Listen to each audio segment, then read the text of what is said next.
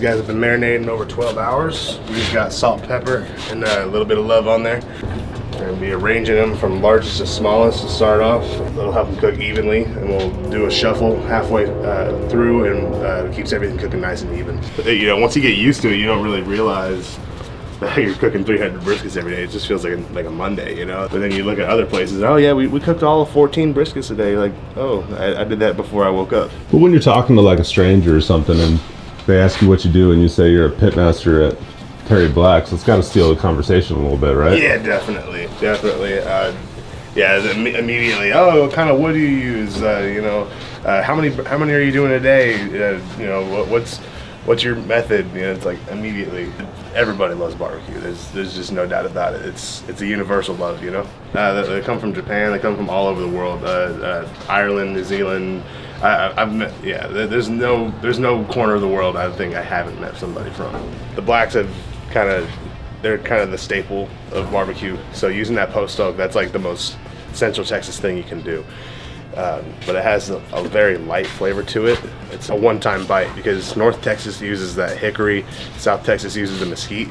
They stay on your tongue all day. You're gonna be burping it up and stuff. But that post oak, it's smooth, one-time bite, and it's got that vanilla caramel flavor to it. And yeah, you're not going to be getting too heavy of a smoke. You're going to be able to get the flavors that we're putting on top of it as well, which is something that's kind of hard to do with barbecue. Yeah, when we first got here, we were cooking maybe 10 briskets a day sometimes, and now we're steady doing that 300. It's awesome to have those numbers under your belt, get those reps in, you know.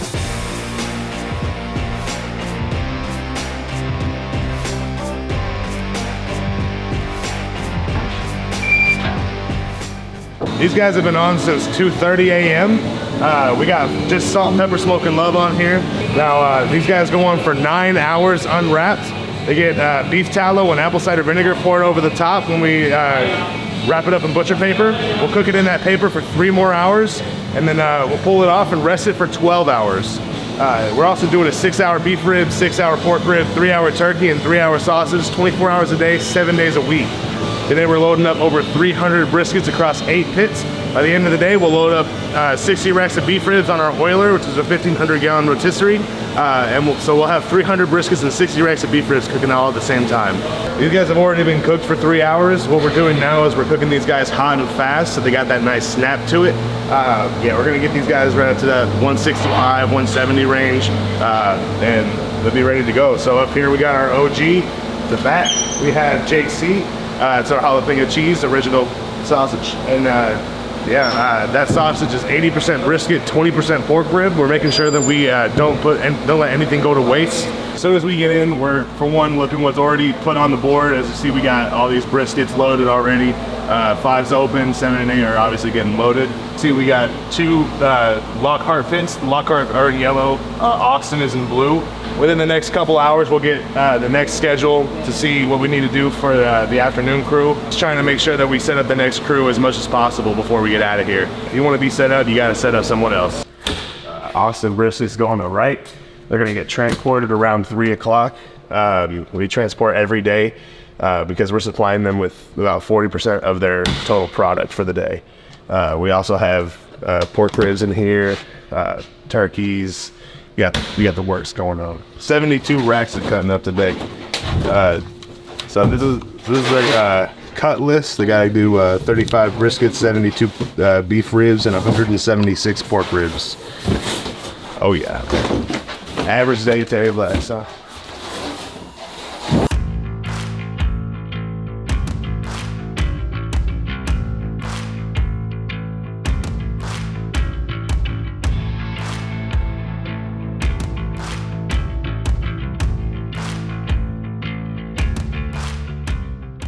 All right, so what we're doing, we're gonna be rotating these briskets. So as you see here, we got the smallest ones up front. We're gonna be shifting these guys to the back to keep everything cooking nice and even. So what I'm gonna do here, I'm gonna take all of these guys out on our nicely placed foil. We try to rotate at 4 hours. If need be, we'll do a second rotation, but these pits are so efficient, we really don't have to do more than one I mean, the times change often, like load times, but we always try to stick within the 12-hour window. If you're going too fast, you're gonna most likely have an undercooked brisket. Too slow, you're gonna probably have an overcooked point, and then your flat could still be underdone. Everybody knows barbecue is a slow process, but once the motions are in action, you gotta be real quick at it. Oh man, these pits go cold within about 5 minutes. So I mean, you see that guy's already down all the way pretty much. The main thing is we have efficient fires. So if you do your fires right, it should shoot right back up, and again like another 5 minutes. That's why you always gotta be attentive as to like how your fire's looking, and if you need to add another log. A lot of the times we'll actually get the pit a little hotter than it needs to be right before we rotate, so that it can equal out. Keep that consistent heat going. Just based off of what you can see here, this side has gotten a little more color on it than over here, so that's why you see me just kind of moving everything the opposite of where it was. These middle briskets, the reason why they're staying there is because this middle path is pretty efficient. You're not gonna have too much difference if you shuffle them around, but these walls, that is what mainly has to be switched around. So as you can see right here, this definitely has a little less color to it versus over here. So it's gonna help everything even out color-wise, and it's gonna help keep that thinnest part of the flat cooking even. The flat here, as you see, it's got that skate ramp shape to it. We want to make sure that doesn't keep getting color. That'll get charred and gross before the rest of the brisket is ready. So we're gonna add foil there to help it cook efficiently with the rest of the brisket. You see that guy is way thinner than the rest of the flat on the other side here. You got a good half-inch difference on the size of that flat there. So yeah, you want to make sure put that foil on there. The main goal is to use as much of the brisket as possible.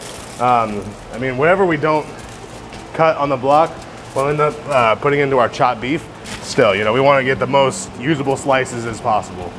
Being outside, I've worked in kitchens where you're stuck in a white box for 8 hours, 8 to 12 hours, and it just feels so disconnected from reality. You're kind of trapped in a prison, and being out here in the world, seeing the trees, seeing the seasons change, and feeling natural wood smoke on your face is it's addicting. Honestly, it's absolutely an obsession to start those fires and just get my hands dirty. There's really nothing that satisfies that itch like barbecue does.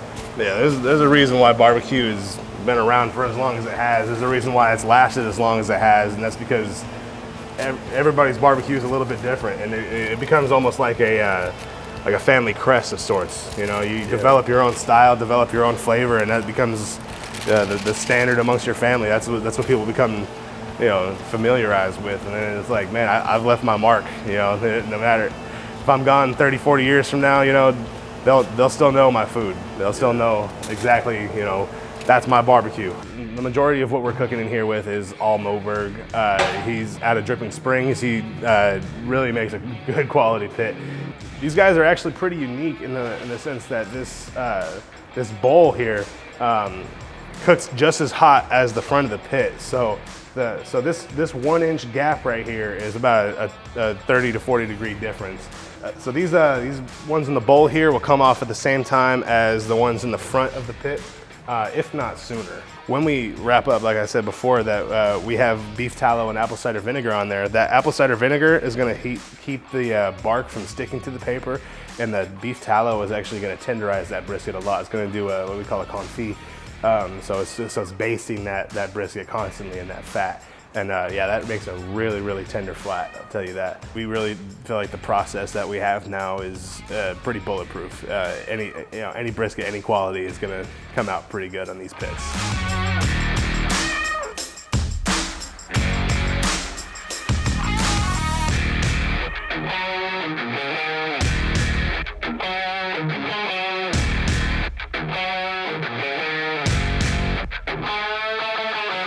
All right, so we have our samples in front of us now. We have our lean, moist, and a pork rib. That lean is looking really good. We got some good rendered fat on there. Now, this is the test, the tug test. No resistance really at all. It just fell right apart. Flavor's really good. Fat is perfect. The smoke is there. The salt is just on the money. So I'm satisfied with that. In the moist here, you see we got that nice fish scale look to it. That fat is just right into every little pocket of that brisket. And the bottom of this moist is how I usually determine the texture. Man, right there, the money. Perfect tenderness. Fat's right where it should be. Salt is not too heavy. Primo. Yeah, no complaints about any of this today.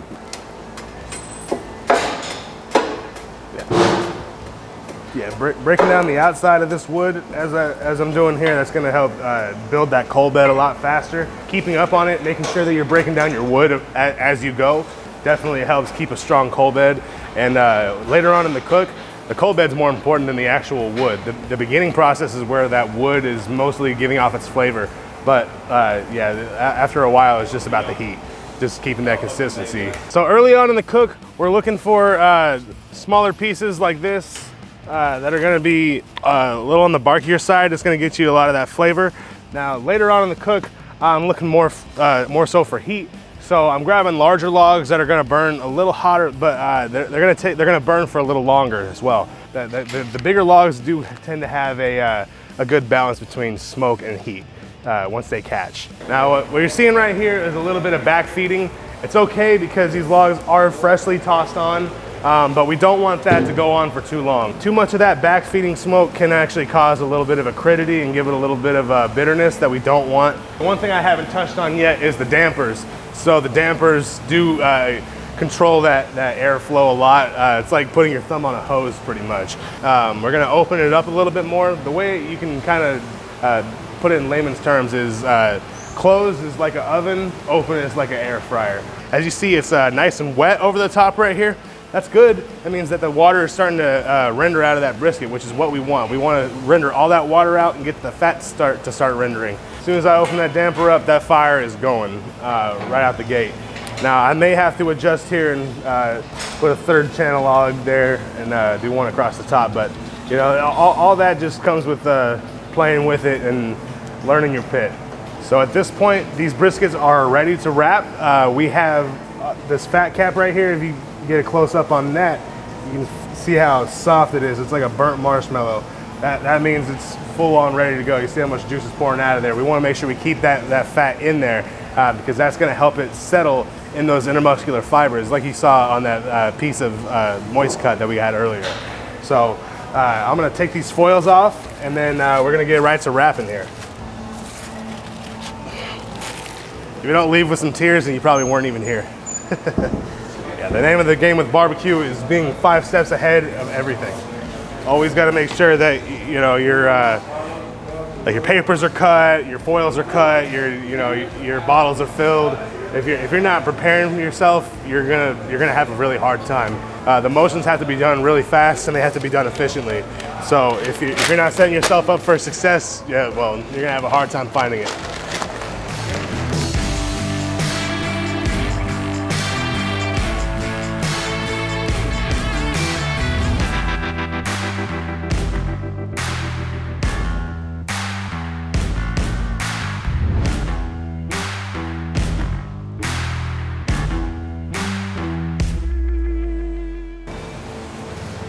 You can see right here that decal fat is nice and rendered up close to that brisket. It's even with the point here. So we've reached the point where we're gonna pull one of these briskets off here.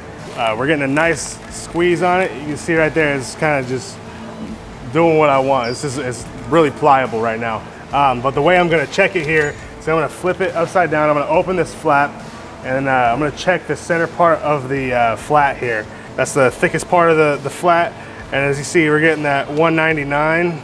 That's like right on the money of where we're pulling. We're pulling around 197 to 200. So I'm gonna pull this guy off right here and we're gonna let it rest on this rack. We're gonna let it rest until it's about 150 degrees.